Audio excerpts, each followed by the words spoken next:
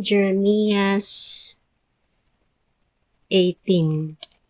Giingnan ako sa Ginoo, lakaw, ngadto sa balay sa Tighimukulon og didto'y hatag ko kanimo ang akong isulti.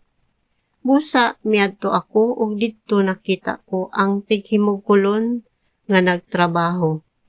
Kung makita gani niya nga ang usa ka kulon dili maayong pagkabuhat, iya kining usbon pagmasa ug hulmahon og lain.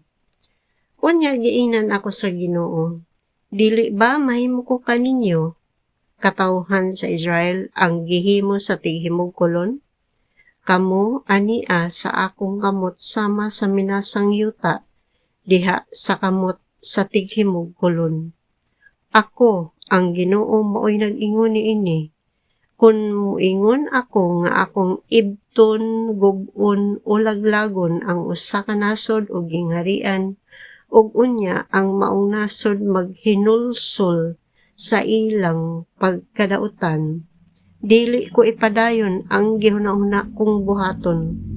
Apan sa laing bahin, kung moingon ako nga tukuron ko ang usa ka nasod o gingharian, ug unya kanang nasura magpakasala, dili ko ipadayon ang maayo nga giingon ko nga akong buhaton. Busa ingna ang katawhan sa Juda ug ang mga lumulupyo sa Jerusalem nga ako ang Ginoo naglaraw batok kanila ug andam na sa pagsilot kanila. Pahununga sila sa ilang pagpakasala ug pahinulsula sila. Sila moingon, mutubag kanimo. Dili, nganong muhunong man kami?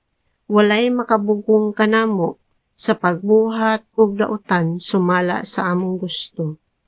Busa ako ang Ginoo nag-ingon, pangutan-a ang tanang kanasuran, may nahitabo bang sama niini sukad masukad?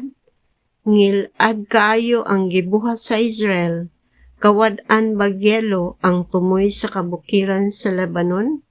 Kahubsan ba ang mga sapa niini?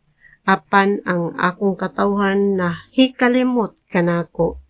Nagsunog silag mga insenso ngadto sa mga Diyos-Diyos.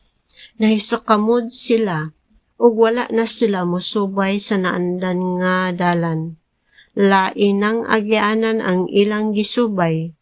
Gihimo nilang kalisangan ug talamayon kining nasura hangtod sa kahangturan. Ang tanang moagi niini malisang sa ilang makita ug magpanglingo. Patibulagon ko ang akong katawhan at tubangan sa ilang mga kaaway, sama sa abog nga gipadpad sa timog. Talikdan ko sila ug dili ko sila tabangan kung moabot kanila ang mga katalagman. Unya miingon ang katawhan, sige, hipuson ta si Jeremias, kabsan bagod kitag mga pari nga makatudlo kanato o mga taong maalamon, nga makatambag kanato o mga propeta nga mosangyaw sa gisulti sa Dios? Dili, sakaan ta siyag sumbong og dili na kita mamati sa iyang isulti.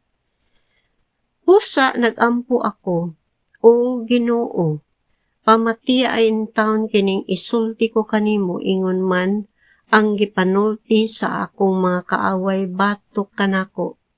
Dautan ba di ay ang balos sa kaayo? Apan naghimo silag litag alang kanako.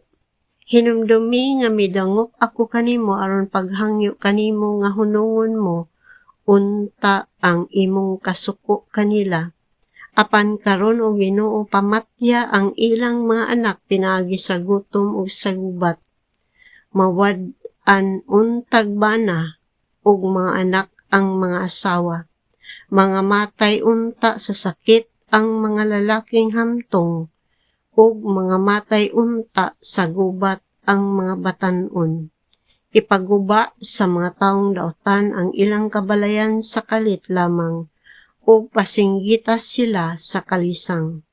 Naggahong sila alang kanako ug nagtaod silag mga litag aron pagbitik kanako. Apan masayod ka, o Ginoo, sa tanan nilang laraw sa pagpatay kanako. Ayaw sila pasayloa sa ilang daotang mga buhat ug sa ilang mga sala. Pahiaguma sila sa kaparutan ug ipahamtang kanila ang imong kapungot.